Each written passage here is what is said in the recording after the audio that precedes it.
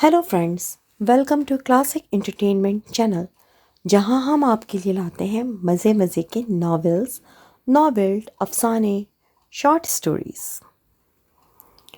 आज मैं सीमा शाहिद आपके लिए लेके आई हूं अपने ही लिखा हुआ नॉवेल एक तेरा साथ का तीसरा हिस्सा। मुझे उम्मीद है कि ये नॉवेल आपको बहुत पसंद आएगा, और अगर आपको ये नॉवेल पसंद आए तो चैनल को सब्सक्राइब कीजिए, वीडियो को लाइक कीजिए और कमेंट्स में अपनी राय का इजहार ज़रूर कीजिए। इसके साथ साथ मैं एक बात और भी आपसे कहना चाहूँगी कि अगर आपको नॉवेल खामोशी से पढ़ना है, ऑडियो पसंद नहीं, तो आप अपना वॉल्यूम बंद कर सकते हैं।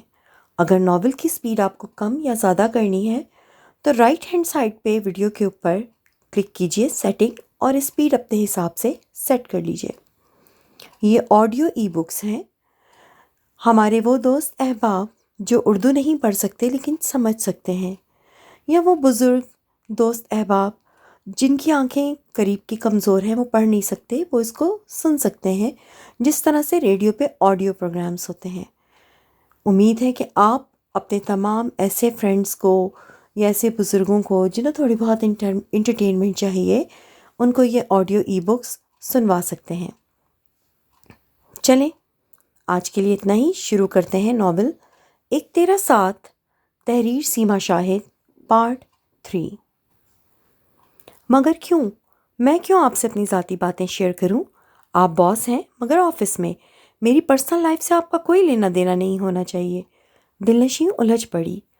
लिसन मिस वॉटएवर, मुझे तुमसे या तुम्हारी पर्सनल लाइफ से कोई लेना देना नहीं है, लेकिन मैं भी एक मुश्किल में हूँ और तुम भी, इसलिए बेहतर है कि हम मिलकर अपनी मुश्किलें सुलझा लें।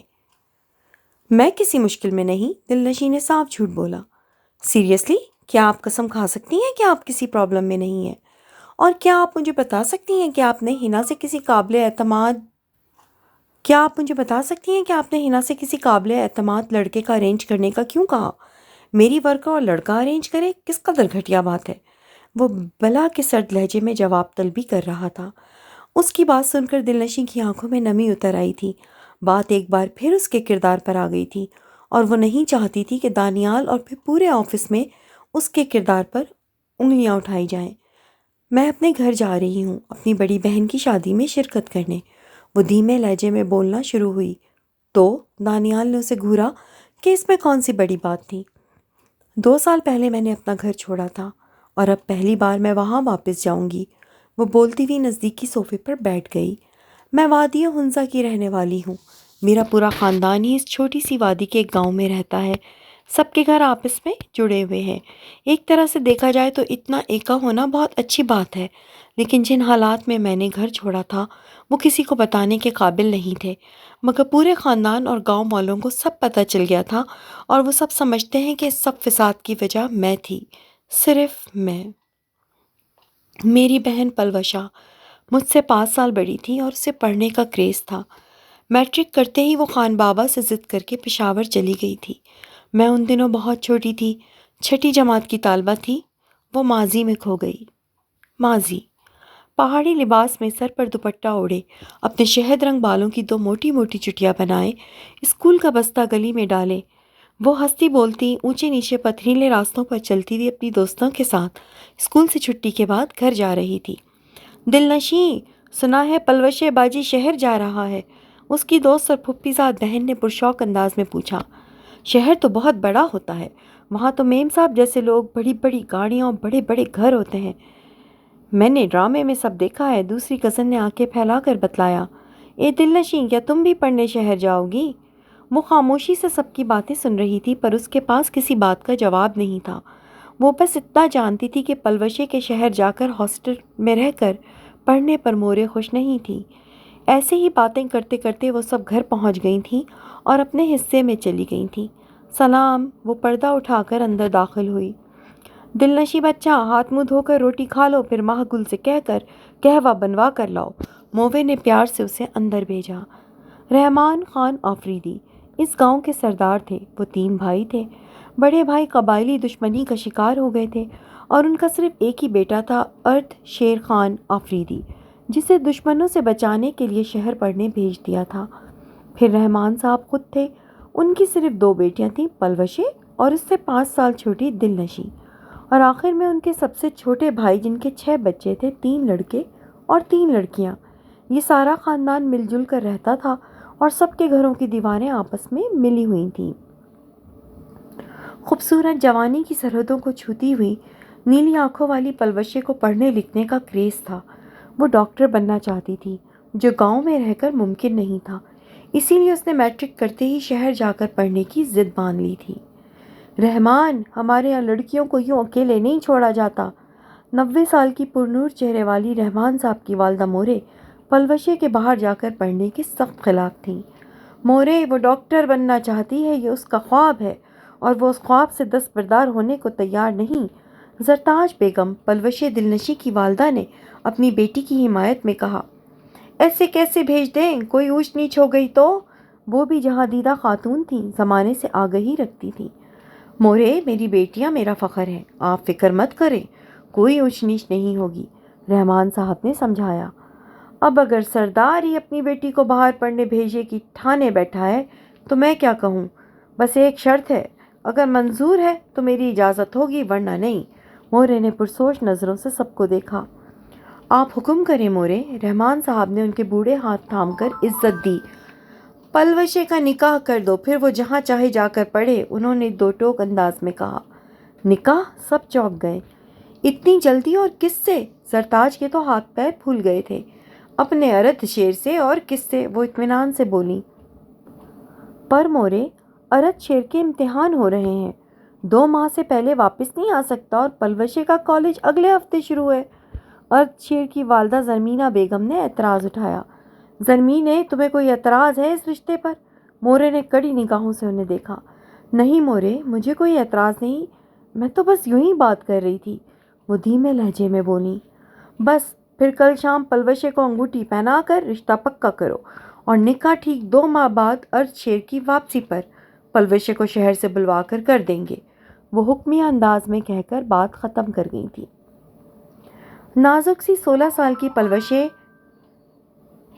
بستر پر اوندھے منہ لیٹی ہوئی تھی، رسالہ پڑھ رہی تھی جب زرتاج بڑا سا گتے کا ڈبہ اٹھائے اندر داخل ہوئی۔ پلوشے، مور آپ؟ وہ رسالہ پھینک کر سیدھی ہوئی۔ پلوشے بیٹی یہ دیکھو، انہوں نے وہ باکس بیڈ پر رکھ کر کھولا۔ انگوری سبز رنگوں کی آمیزش لیے خوبصورت بلوچی شیشوں کی کڑھائی والا قیمتی علاقائی سوٹ دیکھ کر وہ چونک گئی۔ اللہ مور، یہ کتنا پیارا ہے! وہ بڑے اشتیاق سے کپڑے کو ہاتھ لگا کر دیکھ رہی تھی۔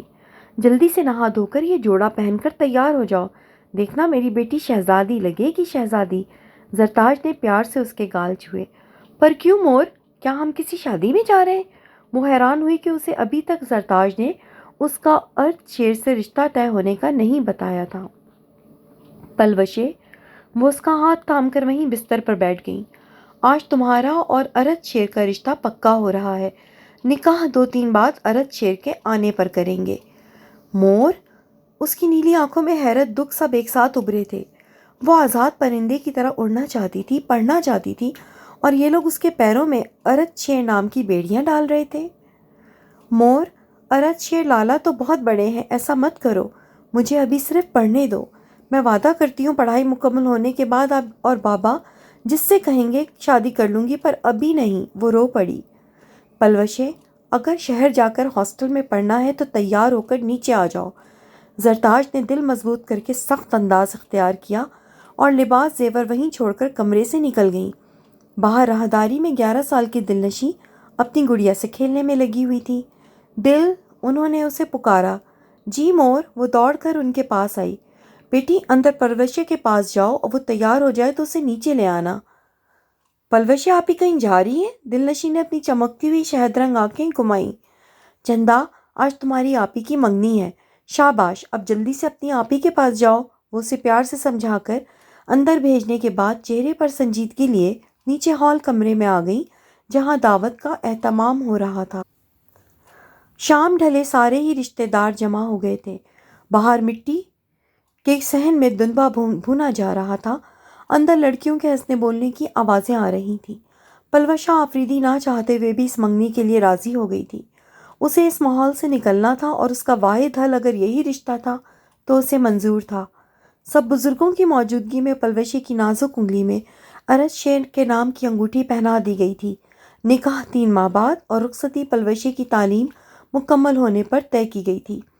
منگنی کے ٹھیک 1 ہفتے بعد رحمان صاحب خود اس کا داخلہ پشاور کے مشہور گرلز کالج میں کروا کر اسے ہاسٹل چھوڑ آئے تھے۔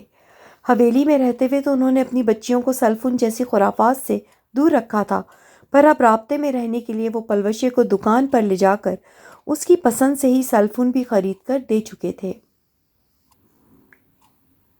یہ شام پھر نہیں آئے گی، اس شام کو، اس ساتھ کو، آؤ امر کر لیں۔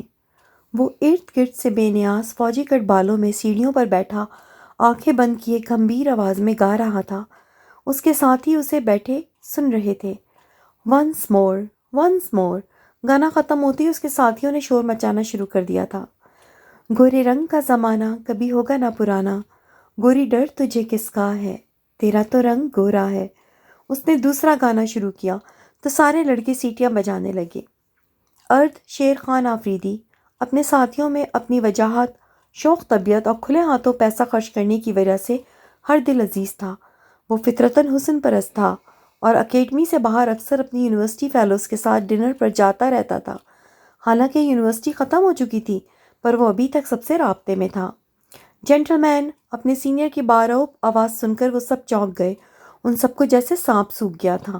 یہ پولیس ٹریننگ اکیڈمی تھی۔ 25 سال کا دراز قد ارج شیر CSS کر کے اسے جوائن کر چکا تھا۔ پورے دن کی سخت ترین ٹریننگ کے بعد اکثر ارج شیر اور اس کے بیچ میٹ سیڑھیوں پر بیٹھ کر موج مستی کر لیا کرتے تھے۔ ٹائم دیکھا ہے آپ لوگوں نے؟ سپرنٹینڈنٹ نے سب کو گھورتے ہوئے ہاتھ میں بندی گھڑی دکھائی جس میں رات کے 10 بج رہے تھے۔ سوری سر، وہ سب جوان اٹھ کر اپنے اپنے کمروں میں چلے گئے۔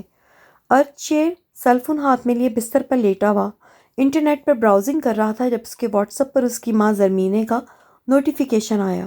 اس نے واٹس ایپ کھولا تو ایک تصویر ڈاؤن لوڈ ہو رہی تھی۔ خوبصورت سے جوڑے میں سر پر دوپٹہ اوڑھے سرخ گلاب سی پلوشے کی تصویر۔ ارج شیر مبارک ہو، مورے نے تمہاری دلہن چن لی ہے۔ وہ یہ میسج پڑھ کر لیٹے سے اٹھ بیٹھا اور اپنے روم میٹ سے ایکسکیوز کرتا ہوا باہر بالکنی میں آ کر فوراً زرمینے ماں کو کال ملائی۔ مورا، آپ یہ کیسے کر سکتی ہیں؟ وہ بھی بہت چھوٹی ہے اور وہ ان کی آواز سنتے ہی بولنا شروع ہو گیا تھا۔ دھیرج بیٹا، دھیرج۔ زرمینے نے اس کو روکا اور پھر پوری تفصیل بتائی۔ تم بھی آفیسر بن رہے ہو، پورے قبیلے میں تمہارے ٹکر کی پڑھی لکھی لڑکی نہیں ملنے والی، اور پلوشے بہت ذہین ہے، شہر جا کر پڑھ رہی ہے، تمہاری اور اس کی جوڑی خوب جچے گی۔ مور، وہ بہت چھوٹی ہے، ارج شیر نے اعتراض کیا۔ لڑکیاں تو آکاش بیل کی طرح ہوتی ہیں، وقت سے پہلے نکھر کر بڑی ہو جاتی ہیں، تم ایک بار اسے اس نظر سے دیکھو تو صحیح۔ مور، وہ جھنجھلایا، صبح بات کریں گے، ابھی تم ٹھنڈے دماغ سے سوچ لو۔ زرمینے نے مزید بات کرنے سے انکار کر کے فون بند کر دیا تھا اور ساتھ ہی پلوشے کی رسم کی کچھ اور تصویریں اسے بھیج دی تھیں۔ وہ فون بند کر کے کمرے میں آیا اور سونے کے لیے لیٹ گیا، پر دماغ ماں کی باتوں میں الجھا ہوا تھا۔ اپنے باپ کے قتل کے بعد سے وہ حویلی سے دور رہا تھا اور ویسے بھی اسے لڑکیوں میں کوئی خاص انٹرسٹ نہیں تھا۔ دل پشوری الگ بات تھی، پر سیریس ریلیشن شپ کے لیے وہ مینٹلی تیار نہیں تھا۔ وہ صرف اپنا کیریئر بنانا چاہتا تھا، پولیس فورس جوائن کر کے اپنے باپ کے اونچے شملے والے قاتلوں کو سزا دلانا چاہتا تھا۔ کروٹ بدل کے اس نے فون پھر سے اٹھایا اور پلوشے کی تصاویر دیکھنے لگا۔ نازک سے نقوش، چمکتی سنہری رنگت، سرخ سیب سے آرزوں پر سایہ فگن گھنیری پلکیں، سمندر سے گہری نیلی آنکھیں، گلاب سے ہونٹ۔ وہ جوانی کی سرحدوں میں قدم رکھ چکی تھی۔ اس کا روپ رنگ کچھ ایسا پرکشش تھا کہ ارج شیر خان کے تنے ہوئے عضلات نرم پڑنے لگے۔ یہ تو واقعی بڑی ہو گئی ہے، وہ مسکرایا اور سکون سے آنکھیں موند کر لیٹ گیا۔ اسے پلوشے آفریدی قبول تھی۔ اس ویکینڈ پر وہ پشاور جا کر پلوشے سے روبرو ملنے کا فیصلہ کر چکا تھا۔ پلوشے کا دل کالج اور ہاسٹل میں لگ گیا تھا۔ اس نے کئی دوستیں بھی بنا لی تھیں۔ یہ ماحول، یہ آزادی اس کے لیے اجنبی تھی پر اسے اچھی لگنے لگی تھی۔ وہ جانتی تھی کہ اس کا وجود رواجوں میں جکڑا ہوا ہے۔ اس کے پیروں میں ارج شیر نام کی بیڑیاں ڈال کر اسے شہر پڑھنے بھیجا گیا ہے۔ اس کے بابا نے بڑے اعتماد اور فخر کے ساتھ اپنے اونچے شملے کی حفاظت کی ہدایت کر کے اس کے آگے پڑھنے کی خواہش پوری کی تھی۔ اسی لیے وہ محتاط تو تھی پر اسے آزاد فضائیں اچھی لگنے لگی تھیں۔ وہ پڑھائی میں حد سے زیادہ سیریس ہو چکی تھی اسے میرٹ پر پورا اترنا تھا، ورنہ شاید اسے اسی ماحول میں واپس جانا پڑتا۔ آج بھی وہ کالج سے واپس آ کر کپڑے بدل کر بیٹھی اسائنمنٹ بنا رہی تھی جب وارڈن اس کے کمرے میں آئی۔ تمہاری ملاقات آئی ہے، وہ اسے نیچے وزٹر روم میں آنے کا کہہ گئی تھی۔ بابا اتنی جلدی کیوں آ گئے؟ وہ سوچتی ہوئی سر پر دوپٹہ درست کرتی نیچے آئی۔ آپ؟ وہ دراز قد ارتھ چیئر کو دیکھ کر گھبرا گئی جو سلیٹی رنگ کے پینٹ سوٹ میں ملبوس ماحول پر چھایا ہوا محسوس ہو رہا تھا۔ شاید کچھ نئے نئے بنے رشتے کا اثر بھی تھا کہ وہ بوکھلا گئی تھی۔ کیسی ہو؟ وہ آگے بڑھ کر اس کی نیلگوں آنکھوں میں جھانکتے ہوئے بڑی توجہ سے پوچھ رہا تھا۔ جی وہ پلوشے 2 قدم پیچھے ہٹی۔ میں نے وارڈن سے اجازت لے لی ہے، جاؤ 10 منٹ میں ریڈی ہو کر آؤ، ہم ڈنر باہر کریں گے۔ وہ تو ایسے بول رہا تھا جیسے برسوں سے وہ دونوں ایک دوسرے کے ساتھی ہوں۔ جی؟ پلوشے حیرانی سے اسے دیکھتی ہوئی اسبات میں سر ہلاتی ہوئی باہر نکل گئی اور ارتھ چیئر کچھ دیر بعد پلوشے کو ساتھ لیے نزدیکی ریسٹورنٹ کے فیملی کیبن میں لے آیا تھا۔ خوش ہو؟ اس نے ابتدا کی اور پھر چھوٹی چھوٹی باتیں کرتے ہوئے وہ پلوشے کو خاصا ایزی کر گیا تھا۔ میرے بابا بڑے بہادر اور جیدار تھے اور میں بھی ویسا ہی ہوں۔ تم مجھے جذباتی اور جلد باز کہہ سکتی ہو، پر ایک بات سمجھ لو، اب تمہارے وجود پر میرے نام کی مہر لگ چکی ہے۔ تمہیں جتنا پڑھنا ہے پڑھ لو، پر ایسا کچھ مت کرنا کہ بات میری عزت و غیرت پر آ جائے۔ ارتھ شیر بولتے بولتے رکا۔ وہ اچھی طرح سے پلوشے کے کچے ذہن میں اپنی چاہت، اپنی غیرت، اپنے اصول بٹھا دینا چاہتا تھا۔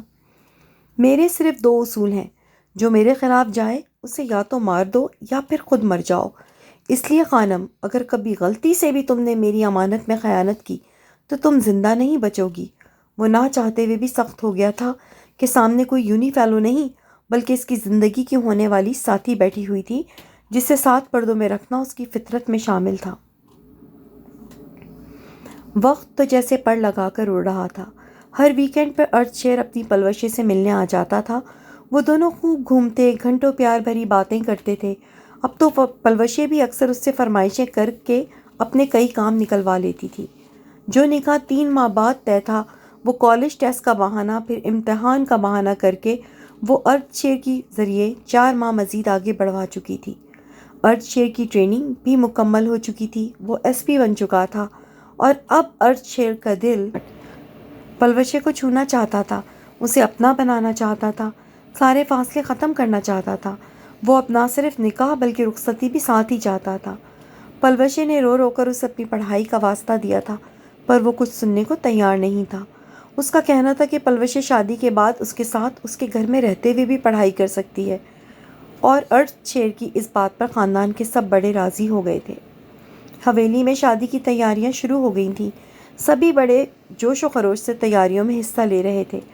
ارتھ شیر کی ماں بیوہ تھیں اور وہ ان کا اکلوتا بیٹا تھا، اس لیے وہ 1 ماہ کی چھٹی لے کر پہلے ہی آ گیا تھا۔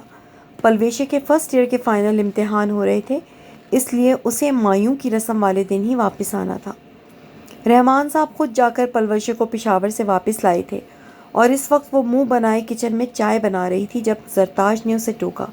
پلوشے، تم اندر جا کر آرام کرو، کل تمہاری مایوں ہے، دلہن کام نہیں کیا کرتی بچے۔ آپی تم اوپر جاؤ، میں چائے لے آتی ہوں۔ دلنشین نے پیار سے اپنی آپی کو دیکھا جو شہر سے آ کے اور بھی پیاری لگنے لگی تھی۔ پلوشے اسبات میں سر ہلاتی ہوئی اپنے کمرے میں چلی آئی اور کمرے کی کھڑکی کھول کر کھڑی ہو گئی۔ سرمئی شام اپنے پر پھیلا رہی تھی، پرندے اپنے اپنے گھروں کو واپس جا رہے تھے۔ ہوا میں خنکی سی تھی، باہر دور دور تک گلاب کے پھولوں کی کاشت نظر آ رہی تھی۔ لہلہاتے ہوئے سرخ پھول اس کے اعصاب کو سکون بخش گئے تھے۔ وہ بھی شادی نہیں کرنا چاہتی تھی، اسے آزادی سے اپنی تعلیم مکمل کرنی تھی، پر یہ معاشرہ مرد کا معاشرہ تھا۔ خدا نے تو سب کو برابر بنایا تھا، پر یہاں خدا کے بندوں نے عورت کو حقیر سمجھ لیا تھا۔ عورت کسی بھی مرد کی اولین تمنا ہوتی ہے، اس کے دل کا سکون ہوتی ہے۔ عورت کا قرب، اس کی خواہش ہر مرد کے اندر چھپی ہوتی ہے۔ اسی لیے تو خدا تعالیٰ نے بی بی حوا کو پیدا کیا تھا، پر آج کے مرد نے تو عورت کو بس اپنی خواہشات پوری کرنے کے لیے مخصوص کر دیا تھا۔ وہ کیا چاہتی ہے، اس کی کیا خواہشیں ہیں، یہ سب بے معنی تھا۔ وہ بس ایک کھلونا تھی، جیتا جاگتا کھلونا، جس کی حیثیت مٹی کے کھلونے سے بھی کم تھی۔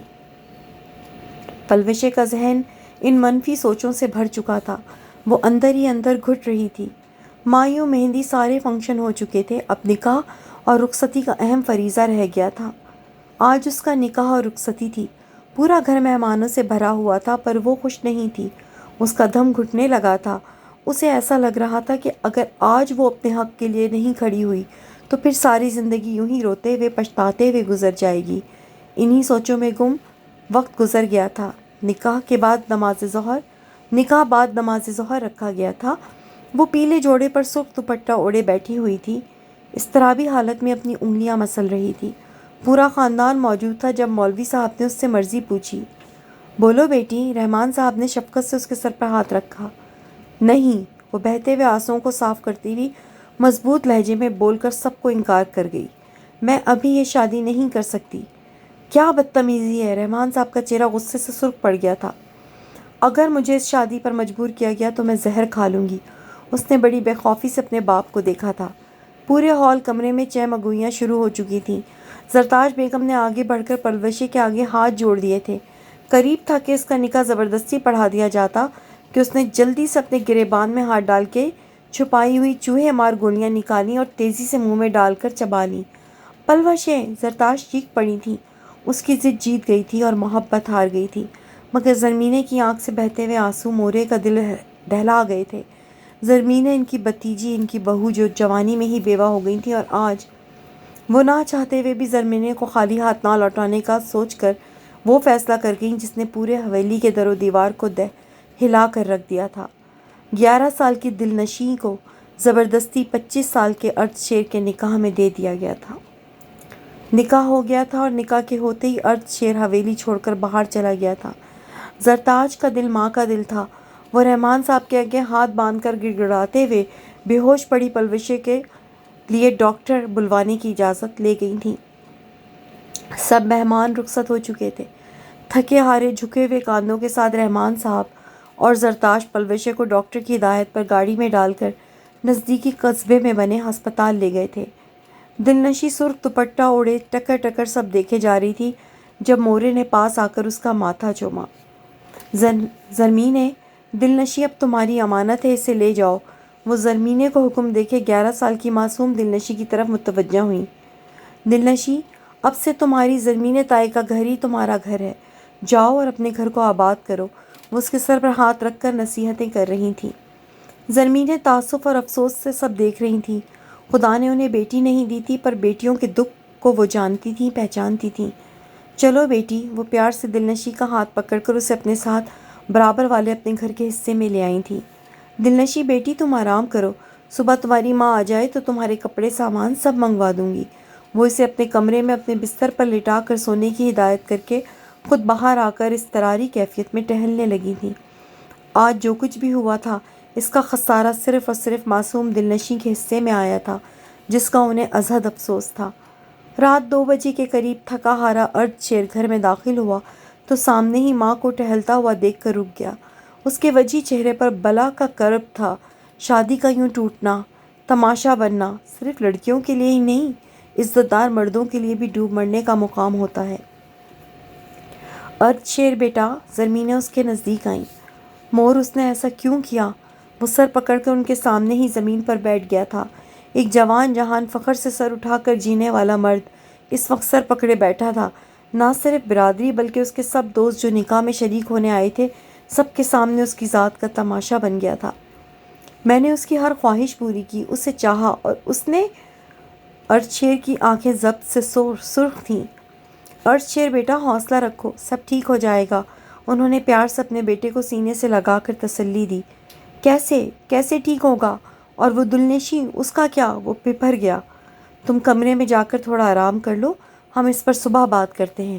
زرمینے نے زبردستی اسے آرام کرنے بھیجا۔ فجر کی اذان پر زرمینے وضو کے لیے کمرے سے نکلی تو سامنے ہی اپنا سفری بیگ لیے ارد شیر شہر واپس جانے کو نکل رہا تھا۔ مور، میں دلنشیں جیسی کم عمر، کم پڑھی لکھی لڑکی کو اپنی زندگی میں شامل نہیں کر سکتا۔ آپ جب چاہیں مجھے میسج کر دیجیے گا، میں طلاق بھیج دوں گا۔ وہ بے رحمی سے کہتا ہوا بنا ان کی سنے گھر چھوڑ کر چلا گیا تھا۔ میں ڈھونڈتا ہوں جسے، وہ جہاں نہیں ملتا، نئی زمیں نیا آسماں نہیں ملتا۔ نئی زمیں نیا آسماں بھی مل جائے، نئے بشر کا کہیں نشاں نہیں ملتا۔ وہ تیغ مل گئی جس سے ہوا ہے قتل میرا، کسی کے ہاتھ کا اس پہ نشان نہیں ملتا۔ وہ میرا گاؤں ہے، وہ میرے گاؤں کے چولہے کہ جن میں شعلے تو شعلے دھواں نہیں ملتا۔ جو ایک خدا نہیں ملتا تو اتنا ماتم کیوں، یہاں تو کوئی میرا ہم زباں نہیں ملتا۔ کھڑا ہوں کب سے میں چہروں کے ایک جنگل میں، تمہارے چہرے کا کچھ بھی یہاں نہیں ملتا۔ وقت کا کام ہے گزرنا، اچھا ہو یا برا، پر وقت تھمتا نہیں ہے۔ زمینیں نے دلنشیں کو صرف کہنے کی حد تک اپنی بیٹی نہیں مانا تھا، بلکہ وہ اس کے لیے ماں سے بڑھ کر ثابت ہوئی تھی۔ ارتھ شیر کے قابل بنانے کے لیے انہوں نے سب کی مخالفتوں کے باوجود اسے اعلیٰ تعلیم کے زیور سے آراستہ کیا تھا۔ رحمان صاحب بھی اس سفر میں اپنی بیٹی کے ساتھ تھے۔ عید بقرعید پر ارتھ شیر مارے بندھے ان سالوں میں گھر آتا تھا، پر اسے دیکھ کر دلنشیں گھبرا کر چھپ جاتی تھی۔ بڑے سے دوپٹے میں خود کو چھپائے شرمیلی سی دلنشیں اسے حد درجہ گنوار لگنے لگی تھی۔ ان گزرے 5 برسوں میں وہ بہت اسٹیبل ہو چکا تھا اور اب 30 سال کی عمر میں اسے ساتھی کی ضرورت محسوس ہونے لگی تھی۔ ان 5 سالوں میں پہلی بار اس کی پوسٹنگ پشاور میں ہوئی تھی۔ وہ کسی کیس کے سلسلے میں مجرم کی پوسٹ مارٹم رپورٹ اور کچھ انفو لینے وردی میں ملبوس سرکاری ہاسپٹل آیا تھا، جہاں اس کی ملاقات ہاؤس جاب پر موجود ڈیوٹی ڈاکٹر پلوش آفریدی سے ہوئی۔ وہ بے اختیاری سے اسے دیکھتا چلا گیا تھا۔ وہ پہلے سے زیادہ حسین ہو گئی تھی۔ سرخ گلابوں سا عکس لیے اس کا نازک چہرہ، سیب سے سرخ پھولے پھولے گال، وہ حسن اور رعنائی کا جیتا جاگتا شاہکار تھی۔ ارتھ شیر نے اپنے دل کو ٹٹولا۔ اسے غصہ کیوں نہیں آ رہا تھا؟ دل کیوں اس بے وفا کی سمت ہمک رہا تھا؟ وہ خود سے ناراض ہوا۔ اس کی نظروں کی تپش پر پلوشی نے سر اٹھا کر دیکھا تو اس باوقار ایس پی کی وردی میں ملبوس ارتھ شیر کو دیکھ کر حیران رہ گئی۔ ارتھ شیر نے جب خود پر پلوشے کی جمی نظریں دیکھیں تو نامعلوم کیوں پر اس کی مردانہ انا کو تسکین پہنچی تھی۔ اس نے اپنے اوپر لاتعلقی کی تمیز تہ چڑھائی اور پلوشے کے پاس سے گزرتا ہوا سینئر ڈاکٹر کے روم میں چلا آیا۔ یہ رات پلوشے پر بہت بھاری تھی۔ وہ اپنی ضد میں ارتھ شیر کو ٹھکرا کر خود غرض بن گئی تھی۔ آج وہ ڈاکٹر تھی، پر اس کے گھر کے دروازے اس پر بند تھے۔ سالوں سے اس نے اپنی مور اور بابا کی شکل نہیں دیکھی تھی۔ اس حادثے کے بعد رحمان صاحب اس کا علاج کرا کر اسے گھر لانے کی بجائے پشاور ہاسٹل چھوڑ گئے تھے۔ تب سے اب تک اس کی فیس، اس کے اخراجات سب اسے ہر ماہ پہلی تاریخ کو بینک میں مل جاتے تھے، پر اسے گھر جانے کی، سب سے بات کرنے کی اجازت نہیں تھی۔ وہ نڈھال سی بیٹھی اپنے سود و زیاں کا حساب کر رہی تھی۔ فجر ہونے تک اس نے گھر واپسی کا راستہ تلاش کر لیا تھا۔ ارتھ شیر، وہ سرگوشی میں بڑبڑائی اور اس سے ملنے کا پکا ارادہ کرتی ہوئی نماز کے لیے اٹھ گئی۔ ایس پی ارتھ شیر تک پہنچنا اب اتنا بھی مشکل نہیں تھا۔ اس وقت وہ تھانے میں اس سے ملنے آئی تھی، جس پر ارتھ شیر کی غیرت کھول اٹھی تھی، اور اب وہ دونوں ایک ریسٹورنٹ کے فیملی کیبن میں بیٹھے ہوئے تھے۔ وہ میری زندگی کی سب سے بڑی غلطی تھی، جس کا ان 5 سالوں میں ایک ایک لمحے میں نے افسوس کیا ہے، پلوشی نے تعصب سے کہتے ہوئے ارتھ شیر کے میز پر رکھے مضبوط ہاتھ پر اپنا نازک ہاتھ رکھا۔ آپ سے محبت تب بھی تھی اور اب بھی ہے۔ میں اس وقت فقط 16-17 سال کی کم عقل بے وقوف بچی تھی، پر آپ تو میچور، خود مرد تھے، فہم و فراست رکھتے تھے۔ آپ نے بھی مجھے نہیں سمجھا۔ اس نے نم آنکھوں سے اسے دیکھا اور اس لمحے ارتھ شیر کو احساس ہوا کہ وہ ابھی بھی اس کی سمندر سی نیلی آنکھوں میں ڈوبا ہوا ہے۔ پتہ نہیں کیوں، کس طرح میں اس حد تک پہنچ گئی کہ آپ کو، ہمارے رشتے کو، ہماری محبت کو اپنی خود غرضی کے باعث فراموش کر دیا۔ وہ شرمندہ تھی۔ ساری کشتیاں تو تم نے خود جلائیں تھیں، اب کیوں راکھ میں چنگاری تلاش کر رہی ہو؟ بلا کے سرد لہجے میں ارتھ شیر نے اسے مخاطب کیا۔ ہو سکے تو مجھے معاف کر دیجیے گا۔ اور وہ بولتے بولتے رکی۔ مجھ پر صرف آپ کے نام کی مہر لگی تھی، اور مرتے دم تک میں صرف آپ کی ہی ہو کر مروں گی۔ وہ اپنے ہاتھ میں پہنی منگنی کی انگوٹھی اسے دکھاتے ہوئے مضبوط لہجے میں اپنی محبت، اپنی چاہت کا اظہار کر گئی تھی۔ بہت دیر ہو چکی ہے۔ ارتھ شیر نے والیٹ سے ایک بڑا نوٹ نکال کر میز پر رکھا اور بنا اس کی سمت دیکھے بڑے بڑے قدم اٹھاتا باہر نکل گیا تھا۔ اس ملاقات کے بعد کئی بار پلوشیں ارتھ شیر کے سامنے آئی، جس کے باعث اب اسے اپنی بے رنگ زندگی میں وجود زن کی کمی محسوس ہونے لگی تھی۔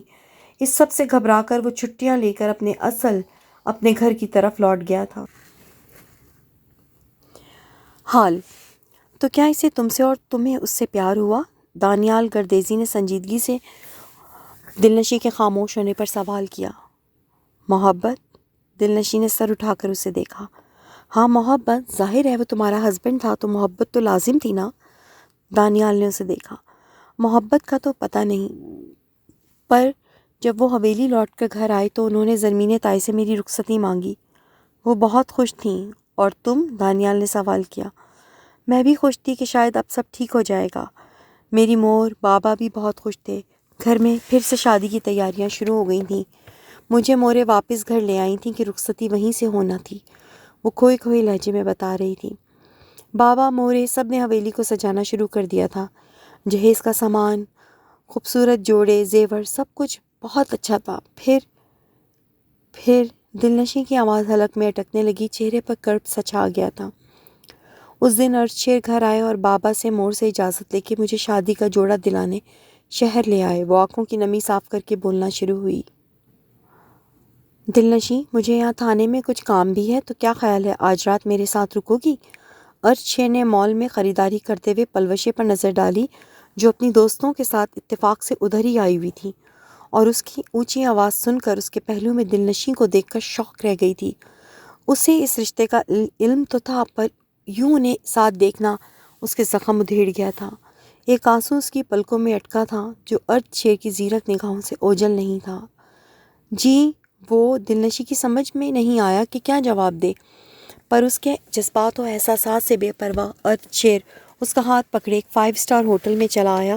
ویسے تو وہ پشاور میں ہی پوسٹڈ تھا، پر ریزیڈنسی میں رہ رہا تھا، اس لیے آج کی رات کے لیے اس نے ہوٹل کا انتخاب کیا تھا۔ وہ دیکھنا چاہتا تھا کہ دلنشیں کا وجود اسے پلوشے کو بلانے میں مدد دے گا بھی یا نہیں۔ وہ دلنشیں کو لیے 3rd فلور پر اپنے بک کیے کمرے میں آیا۔ وہ ہرگز بھی کمفرٹیبل نہیں تھی۔ کمرے میں پہنچ کر اپنا والیٹ، گھڑی، گاڑی کی چابی ارشیر نے سائیڈ میز پر رکھ کر اسپلٹ آن کیا اور خود واش روم چلا گیا۔ فریش ہو کر اپنی شرٹ کے گریبان کے بٹن کھولتے ہوئے وہ کمرے میں آیا اور لائٹ آف کر کے بستر پر نیم دراز ہو کر ساکت کھڑی دلنشیں کو پاس آنے کا اشارہ کیا۔ وہ ہوٹل والوں نے شاید غلطی سے ہمیں 2 جوائن روم دینے کی بجائے 1 روم دے دیا ہے، دلنشیں گھبرائے ہوئے انداز میں بولی۔ غلطی سے نہیں، میرے کہنے پر 1 ہی روم دیا ہے۔ وہ اٹھ کر ساکت کھڑی دلنشیں کے پاس آیا۔ میرے خیال سے اب وقت آ گیا ہے کہ ہم دونوں ایک دوسرے کو اچھی طرح سے جان لیں، سمجھ لیں۔ تم عمر میں مجھ سے بہت کم ہو اور میں نے 5 سال بڑے صبر سے گزارے ہیں، پر اب اس نے سر سے پیر تک بغور دلنشیں کو دیکھا جو ابھی صرف 16 برس کی تھی۔ نہیں پلیز، وہ جھجک کر اس کا حصار توڑتے ہوئے پیچھے ہٹی۔ اس میں غلط کیا ہے؟ وہ چڑ گیا تھا۔ بابا نے کہا تھا کہ آپ مجھے کپڑے دلائیں گے، مجھے گھر جانا ہے، ابھی ہماری شادی نہیں ہوئی، یہ سب غلط ہے۔ وہ اپنے حالات کی وجہ سے بہت حساس اور وقت سے پہلے ہی میچور ہو چکی تھی۔ نکاح ہو چکا ہے، اور اگر آج تم انکار کرتی ہو تو پھر؟ ارشیر نے سرد نگاہوں سے اسے دیکھا جو انکار میں سر ہلاتی ہوئی بھاگ کر واش روم میں بند ہو گئی تھی۔ باہر جا کر ارشیر کا سامنا کرنے کی اس میں ہمت نہیں تھی۔ وہ اس 5 اسٹار ہوٹل کے اس وسیع واش روم کا دروازہ بند کر کے فرش پر بیٹھ کر رونے لگی تھی۔ دلنشیں اور ارشیر کو ایک ساتھ دیکھنا اتنا اذیتناک ہوگا یہ پلوشے نے کبھی سوچا بھی نہیں تھا۔ وہ اپنی دوستوں کو وہی مال میں چھوڑ کر باہر آ کر کھلی فضا میں گہرے گہرے سانس لے رہی تھی جب ارشیر دلنشیں کا ہاتھ پکڑے مال سے باہر آ کر اپنی گاڑی میں بیٹھا۔ پلوشے نے اپنے آنسو صاف کیا اور خود بھی اپنی گاڑی میں بیٹھ کر ہاسٹل روانہ ہو گئی۔ ہاسٹل پہنچ کر بھی بے چینی سے اس کا برا حال تھا۔ کافی دیر بعد تنگ آ کر اس نے اپنا سیل فون نکالا اور اس میں سیف ارشیر کا فون نمبر 5 سال بعد ملایا تھا۔ ارشیر دلنشیں کے واش روم میں بند ہو جانے کے بعد دیوار پر غصے سے ہاتھ مار کر رہ گیا تھا۔ وہ اس وقت اپنے آپ میں نہیں تھا۔ دلنشیں، اس کی منکوہا نے اس کی نفی کی تھی جو اس کی مردانگی پر تازیانہ بن کر لگی تھی۔ وہ 2 قدم واش روم کا دروازہ توڑنے کی نیت سے آگے بڑھا تھا جب اس کا فون بجا۔ کافی سالوں بعد یہ مخصوص ٹیون بجی تھی۔ وہ تھم سا گیا۔ کہاں ہو؟ فون اٹھاتے ہی وہ بلا کی سنجیدگی سے بولا۔ ورکنگ وومن ہاسٹل میں، پلوشے حیرانگی سے بولی۔ 25 منٹ میں باہر ملو، میں آ رہا ہوں۔ وہ حکمی انداز میں بولتا ہوا فون رکھ کر ایک زہریلی نظر واش روم پر ڈالتا ہوا اپنا والیٹ اور گاڑی کی چابی اٹھا کر باہر نکل گیا۔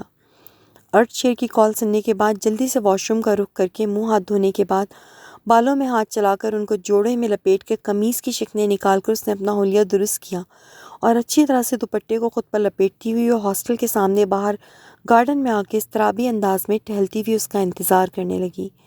ٹھیک 20 منٹ میں وہ اس کے سامنے تھا۔ 30-31 سال کا ارتھ شیر ان گزرے برسوں میں ایک بھرپور مرد کا روپ دھار چکا تھا۔ اس کی کھلتی ہوئی سفیدی مائل گندمی رنگت، گھنی مونچھیں، صحت مند چہرہ، اس کا پہناوا سب اسے ممتاز بنا رہا تھا۔ اس وقت اس کے مردانہ نقوش میں سختی جھلک رہی تھی۔ پلوشیں ساکت کھڑی ٹکٹکی باندھ کر اسے دیکھے چلی جا رہی تھی۔ تم نے صرف اپنا سوچا، میرا کوئی احساس، کوئی فکر نہیں کی۔ میرا دل چاہتا ہے کہ میں چلا چلا کر ساری دنیا کو بتاؤں کہ تم نے مجھ پر کیسا ستم کیا ہے۔ دلنشیں نام کا عذاب میرے سر پر صرف اور صرف تمہاری وجہ سے پڑا ہے۔ یہ ایک بے جوڑ رشتہ ہے جو نہ صرف مجھ پر بلکہ دلنشیں پر بھی عذاب بن کر نازل ہوا ہے۔ وہ غصے سے چلا رہا تھا اور پلوشیں شرمندگی سے سر جھکائے اسے سن رہی تھی۔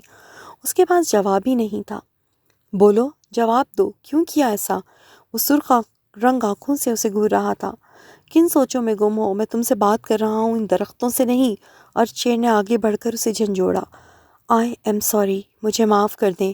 میں صرف پڑھنا چاہتی تھی، ڈاکٹر بننا چاہتی تھی اور انجانے میں غلطی ہو گئی۔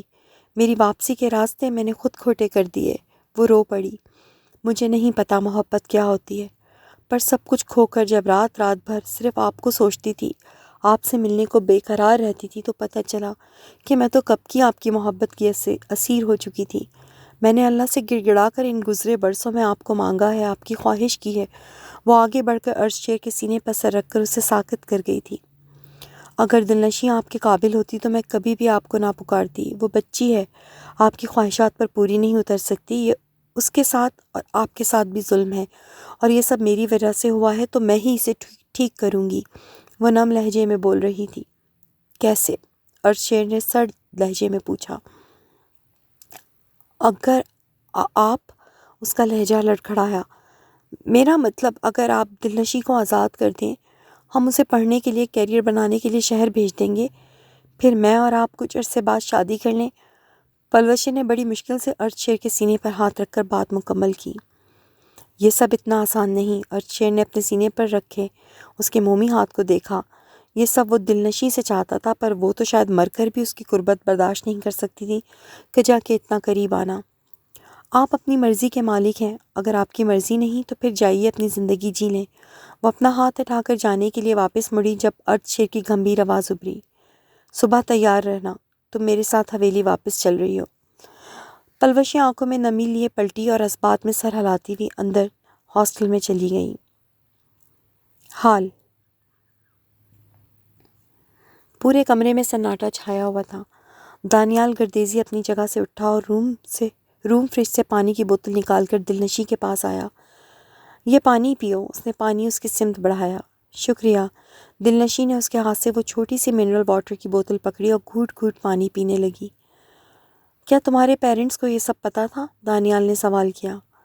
نہیں، ہم تینوں ایک ہی گاڑی میں حویلی پہنچے تھے۔ سب کو ہی آپ ہی کو دیکھ کر شوق لگا تھا۔ بابا تو ان کی شکل تک دیکھنا نہیں چاہتے تھے۔ اس دن گھر میں بہت ہنگامہ ہوا تھا، وہ سادگی سے بتا رہی تھی۔ پھر کیا ہوا؟ پھر کچھ نہیں، بس مجھ پر الزام لگایا گیا کہ میں کن ذہن ہوں، کم عقل ہوں اور عرش شیر کے قابل نہیں ہوں، ان کے جذبات نہیں سمجھتی۔ عرش شیر مجھے طلاق دینا چاہتے تھے، مگر بڑوں کے آگے مجبور ہو گئے۔ تو تمہاری رخصتی ہو گئی؟ دانیال نے تعصب سے اسے دیکھتے ہوئے پوچھا۔ نہیں، وہ رخصتی سے پہلے مجھے گریجویشن کروانے کے بہانے لاہور لے آئے اور یہاں ایڈمیشن کروا کر خود آپ ہی کے ساتھ پشاور سیٹ ہو گئے۔ ایک آدمی دو بہنوں کو ایک ساتھ کیسے نکاح میں لے سکتا ہے؟ اس کی تو شریعت میں بھی اجازت نہیں۔ دانیال کا حیرت سے برا حال تھا۔ انہوں نے آپ ہی سے شادی نہیں کی، لیکن میں یہاں پڑھنے میں مگن تھی اور ادھر حویلی میں میری کردار کشی کی جا رہی تھی۔ آپ ہی کا راستہ صاف کیا جا رہا تھا۔ جب میں گریجویشن کر کے واپس گئی تو سب نے مجھے لان تان کی۔ تب مجھے پتہ چلا کہ میں تو شہر جا کر بگڑ چکی ہوں۔ میرے تو کئی لڑکوں سے تعلقات ہیں، اور پھر وہ سسکی۔ پورا خاندان ایک بار پھر میرا تماشا دیکھنے جمع ہوا اور مجھے طلاق ہو گئی۔ دلنشیں نے آنسو صاف کیے۔ میں نے گھر چھوڑ دیا۔ بابا، مورے سب نے مجھے سپورٹ کیا، پر مور نے مجھ سے وعدہ لیا تھا کہ وہ جب بھی مجھے پکاریں گی تو مجھے واپس جانا ہوگا، اور اب 2 سال ہونے والے ہیں۔ مور نے مجھے شادی میں بلایا ہے۔ وہ چاہتی ہیں کہ میں شادی میں شریک ہو کر پورے خاندان پر یہ ثابت کروں کہ میں مضبوط ہوں۔ مجھے اس سب سے کوئی فرق نہیں پڑتا۔ اگر میں چھپوں گی تو یہ میرے دل کا چور ہوگا۔ دلنشین نے اپنی بات ختم کی۔ دانیال نے اسے دیکھا۔ تو پھر تم شادی میں جا رہی ہو؟ جی، اس نے اس بات میں سر ہلایا۔ کوئی خاص پلان جو تمہیں سب کے سامنے مضبوط پیش کر سکے؟ دانیال نے جانچتی ہوئی نگاہوں سے اسے دیکھا۔ آپ نے میری بات سنی؟ واقعی میرا دل بہت ہلکا ہو گیا ہے۔ میرے خیال سے اتنا کافی ہے، اب میں چلوں، بہت دیر ہو گئی ہے۔ وہ اس کا سوال نظر انداز کیے اب جانے کو پرتول رہی تھی۔ مس دل، تمہارا پلان کیا ہے؟ دانیال نے سختی سے پوچھا۔ وہ ہنا کا بھائی ایکٹر بننا چاہتا ہے، اس سے بات ہوئی ہے، وہ میرا فیانسی بن کر ساتھ چلے گا۔ اس سے میرے بابا مور سب سمجھ لیں گے کہ میں ارتھ شیر کے بنا بھی خوش ہوں اور اپنی زندگی میں آگے بڑھ رہی ہوں۔ وہ سرخ تمتماتے ہوئے چہرے کے ساتھ اپنا پلان بتا رہی تھی۔ اوہ، آئی سی، شاید اسی لیے تم نے آج صبح سے بائیں ہاتھ میں انگوٹھی پہنی ہوئی ہے۔ وہ بھی کایا نظر رکھنے والوں میں سے تھا۔ تمہیں کیا لگتا ہے تم کسی بھی ایرے غیرے کو اٹھا کر اپنا منگیتر بنا کر ساتھ لے جاؤ گی اور تمہارے گھر والے مطمئن ہو جائیں گے؟ دانیال کھڑا ہو کر چلتا ہوا کھڑکی کے پاس رکھے صوفے پر جس پر دلنشیں بیٹھی ہوئی تھی جا کر رک گیا۔ تم اپنے آپ کو اس غلط طریقے سے پروٹیکٹ کیوں کرنا چاہتی ہو؟ کیا تمہارا کوئی دوست، کوئی بوائے فرینڈ نہیں ہے جو تمہیں رشتے میں باندھ کر اس سب سے نجات دلا سکے؟ اس کی آواز میں عجیب طرح کی تلخی تھی۔ نہیں، دلنشیں نے شرمندگی سے سرخ چہرہ جھکا کر جواب دیا۔ اب وہ اسے کیا بتاتی کہ یہ کوئی یورپ نہیں تھا جہاں بوائے فرینڈ درختوں پر اگتے تھے۔ ایسا کیسے ہو سکتا ہے؟ تم جیسی خوبصورت لڑکی اور اس کا کوئی چاہنے والا نہ ہو؟ وہ صوفے کے ہتھوں پر ہاتھ جما کر دلنشیں کی سمت جھکا پوچھ رہا تھا یا اپنی تسلی کر رہا تھا، یہ اسے خود بھی نہیں معلوم تھا۔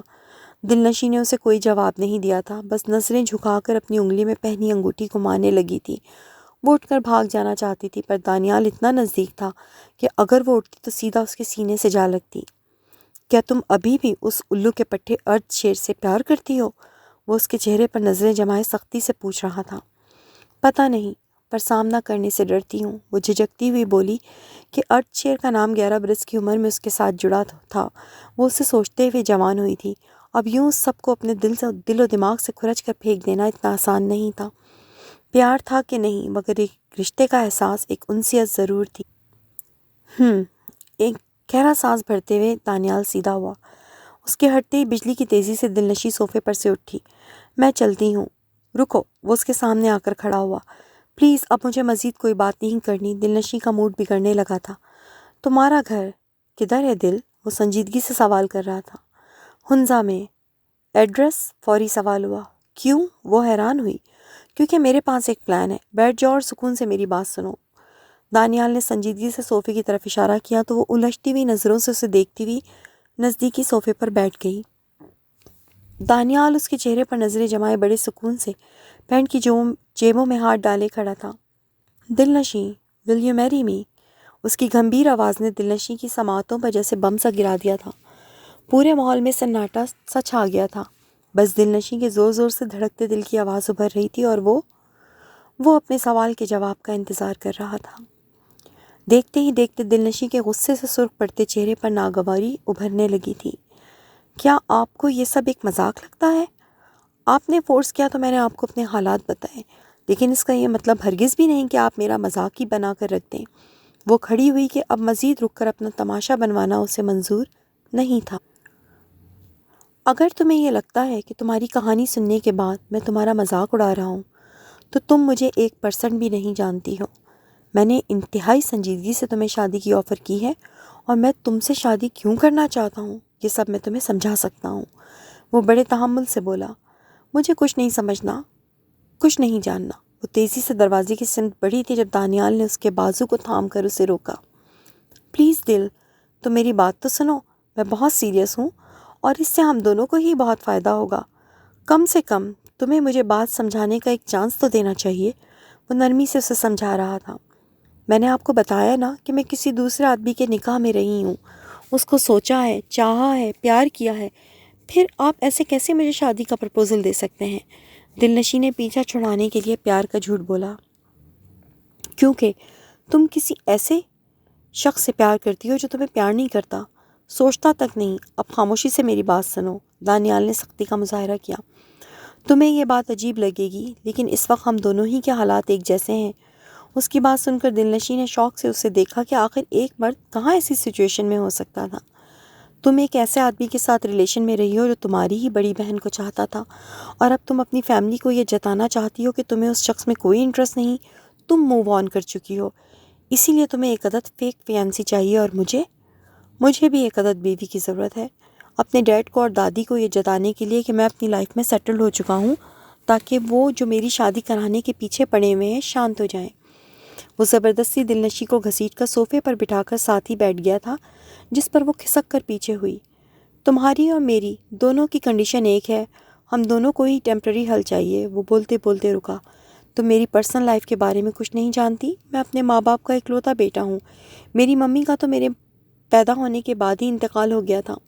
اب میرے ڈیڈ اور دادی کی سب سے بڑی خواہش یہی ہے کہ میں شادی کر لوں اور میرے ڈھیر سارے بچے ہوں، اور وہ میرے بچوں کو دیکھے بغیر مرنا نہیں چاہتے، اسی لیے ناراض ہو کر ایبٹ آباد چلے گئے ہیں۔ وہ بولتے بولتے دھیما پڑا۔ ڈیڈ کی طبیعت ٹھیک نہیں ہے، کل ہی دادی کا فون آیا تھا، ان کا بائی پاس ہوگا، وہ اکیلے رہ رہ کر تھک گئے ہیں۔ دانیال نے ایک گہرا سانس بھرا۔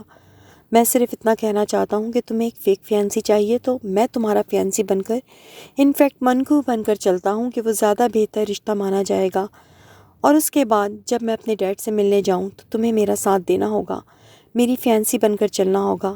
دانیال نے بات مکمل کی۔ دلنشی خاموشی سے اسے دیکھ رہی تھی۔ یہ غلط ہے، دھوکہ ہے، وہ منمنائی۔ آپ کے ڈیڈ چاہتے ہیں کہ آپ شادی کریں، منگنی نہیں۔ اور پھر وہ بات کر رہی تھی جب دانیال نے اس کی بات کاٹی۔ پہلے میری بات ختم ہونے دو۔ یہ بتاؤ کہ تمہارے بابا جو تمہیں بہت اچھی طرح سے جانتے ہیں، آخر تم ان سے کب تک یہ بات چھپا سکو گی کہ جس جعلی انسان کو تم اپنا منکو بنا کر لے جا رہی ہو وہ سب جھوٹ ہے؟ کیا تم نے کبھی یہ سوچا اگر وہ تم سے ملنے آ گئے یا تمہیں کبھی دوبارہ جانا پڑا تو اس وقت اس منکو کو کہاں سے پکڑ کر لاؤ گی؟ کیا گارنٹی ہے کہ وقت پڑنے پر تمہارا ہائر کیا ہوا انسان موجود ہوگا؟ کیا کرو گی اس وقت؟ کبھی سوچا ہے؟ وہ سنجیدگی سے اسے آنے والے وقت کے خطرات دکھا رہا تھا۔ میں نے سب پلان کیا ہے، کچھ عرصے بعد میں کوئی بھی بہانہ بنا کر کہہ دوں گی کہ میرا رشتہ ٹوٹ گیا ہے۔ اس کی بات سن کر دانیال ایک لمحے کو چپ سا ہو گیا تھا۔ کیا دوبارہ تمہاری طلاق یا رشتے کے ٹوٹنے کا سن کر تمہاری مور اور بابا سہ سکیں گے؟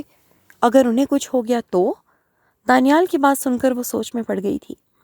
تم ایک سیدھی سادی لڑکی ہو، کم سے کم میرے جیسی تو ہرگز بھی نہیں ہو، اس لیے جب میں تمہیں اپنی بیوی بنا کر پیش کروں گا تو وہ بڑے آرام سے یقین کر لیں گے، اور میں اور تم ایک ہی آفس میں کام کرتے ہیں، اگر مجھے ضرورت پڑی تو تم حاضر، اور جب بھی تمہیں ضرورت پڑی تو میں کسی بھی ملک میں ہوں ایک آواز پر آ جاؤں گا۔ وہ اسے قائل کر گیا تھا۔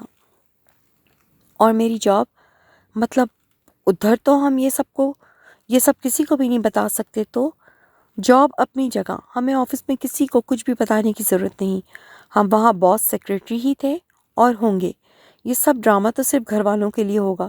وہ سارا پلان سمجھا چکا تھا۔ دلنشی سوچ میں پڑ گئی تھی۔ مقابل کی آفر اچھی تھی، پر پھر کیا خیال ہے؟ دانیال نے پوچھا۔ مجھے یہ سب عجیب سا لگ رہا ہے، اپنی فیملی اور آپ کے ڈیڈ سے اتنا بڑا جھوٹ بولنا مناسب نہیں لگ رہا۔ وہ انگلیاں مسلتے ہوئے دھیمے لہجے میں بولی۔ جھوٹ؟ تم تو پہلے ہی فیک فیانسی لے جانے کی پلاننگ کر رہی تھی، تو کیا وہ جھوٹ نہیں تھا؟ کم سے کم میرا پلان ایسا تو ہے جو ہم دونوں کے ہی گھر والوں کو پرسکون کر دے گا، اور یہی تو تم بھی چاہتی ہو، اپنے گھر والوں کو مطمئن کرنا۔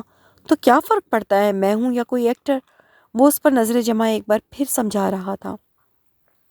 میں تمہیں یقین دلاتا ہوں کہ تمہارے پیرنٹس اور سب گھر والوں کو اپنے انداز و اطوار سے یقین دلا دوں گا کہ میں تمہاری بہت کیئر کرتا ہوں، بہت پیار کرتا ہوں، اتنا امپریس کروں گا کہ وہ تمہاری سیلفش بہن اور سیاں بنا بہنوئی بھی تمہیں اتنا اچھا، اتنا چاہنے والا ہسبینڈ ملنے پر حسد سے جل جائیں گے۔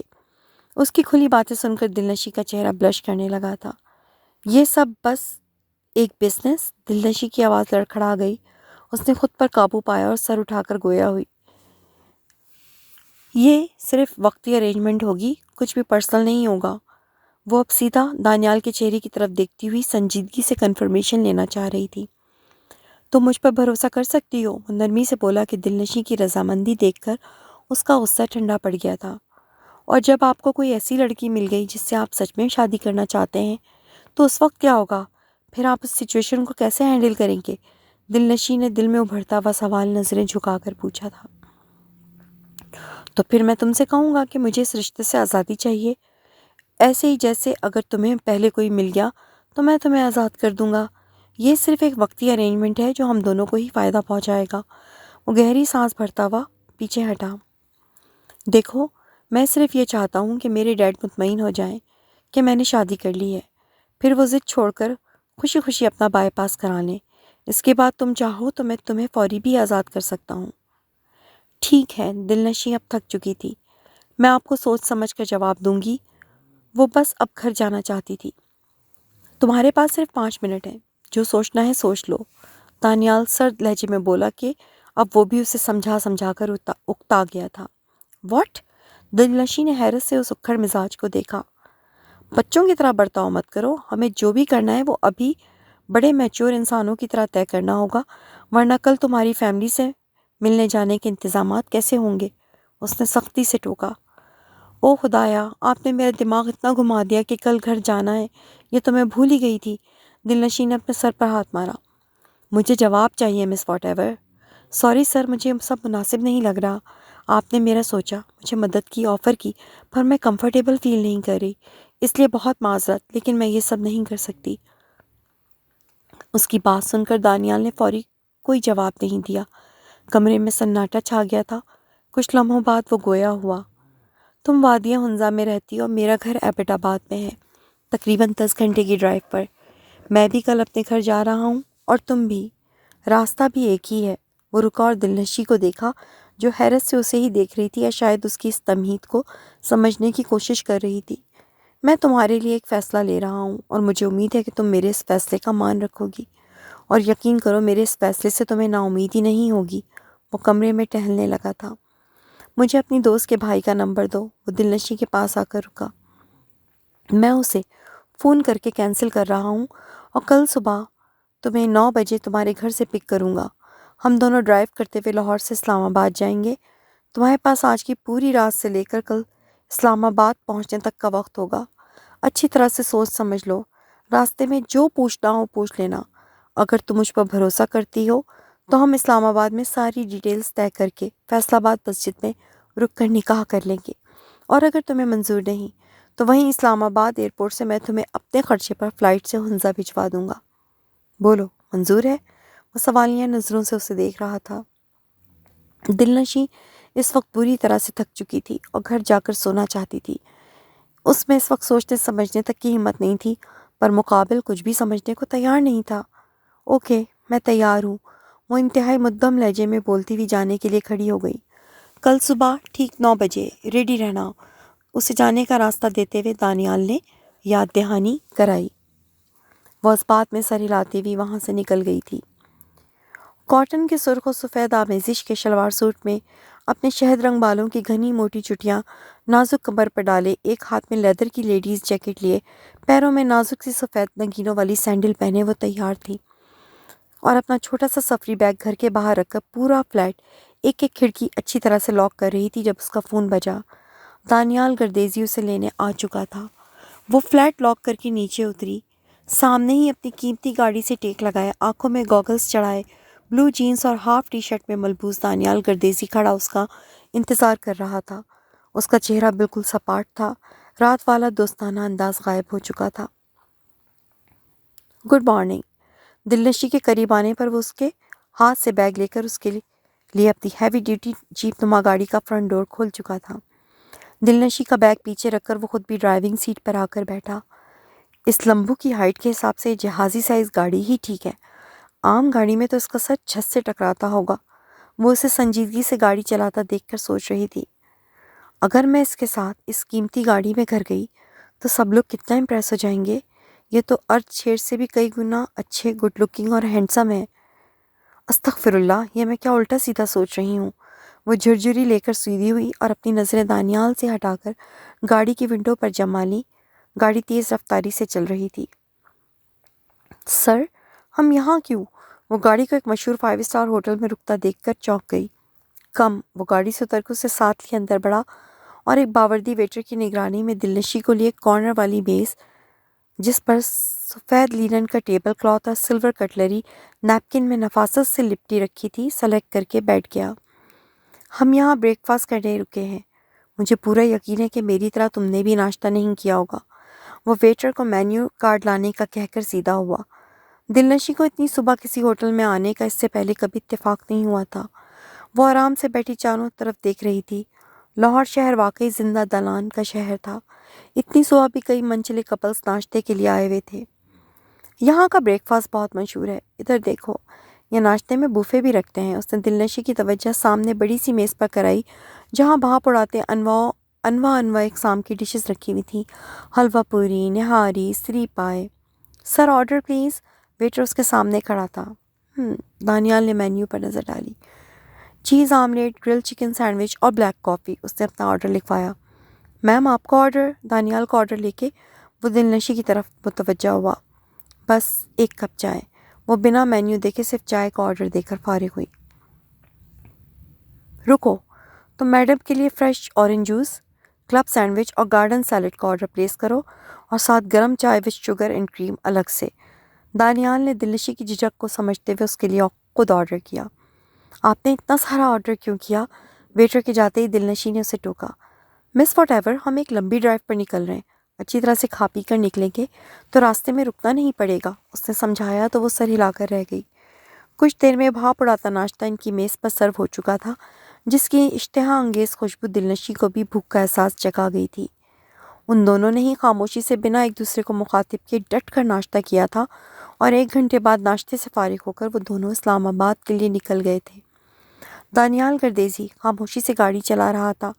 آدھے گھنٹے بعد ڈی ایچ اے سے گزرتے ہوئے وہ لاہور شہر کے مشہور ترین حنیف جیولر کی شاپ پر گاڑی روک چکا تھا۔ دن کے 11 بجنے والے تھے، دکانیں کھلنی شروع ہو چکی تھیں۔ بنا کچھ کہے وہ گاڑی سے اتر کر اندر چلا گیا تھا۔ دلنشی کو ساتھ آنے کی آفر نہیں کی تھی۔ وہ وقت ضائع ہونے پہ غصے تو تھی پر یہ سوچ کر چپ ہو گئی تھی کہ شاید اسے یہاں سے کچھ اپنے گھر والوں کے لیے پک کرنا ہو۔ وہ سوچوں میں مگن تھی جب دانیال نے پیچھے مڑ کر دیکھا اور اسے ساتھ نہ پا کر تپتا ہوا پلٹ کر واپس آیا اور اس کی سائڈ کا دروازہ کھول کر اسے بازو سے پکڑ کر بنا سنبھلنے کا موقع دیے گاڑی سے نیچے اتارا۔ کیا ضروری ہے کہ ہر بار میرے انویٹیشن دینے پر ہی تم آگے بڑھو گی؟ دانیال نے طنز کیا اور اس کے ہاتھ پر گرفت مضبوط کرتے ہوئے اسے اپنے ساتھ لیے جیولر شاپ کے اندر داخل ہو گیا۔ شیشے کی چمکتی ہوئی اس شاپ میں دبیس سرخ قالین اور چاروں طرف قیمتی جواہرات ڈسپلے پر سجے ہوئے تھے۔ دانیال اسے اپنے ساتھ لیے ایک ڈسپلے کے نزدیک اسٹول پر بیٹھ گیا۔ انگوٹھی دکھائیں، اس نے ایک ادھیڑ عمر ملازم کو حکم دیا۔ کچھ ہی دیر میں وہ آدمی 3 بڑے سے مخملی ڈبے اٹھائے اندر داخل ہوا اور ان ڈبوں کو باری باری ان دونوں کے سامنے کھول دیا جن میں طرح طرح کی ہر سائز اسٹائل میں انگوٹھیاں موجود تھیں۔ پسند کرو، دانیال نے سنجیدگی سے دلنشی کو دیکھا۔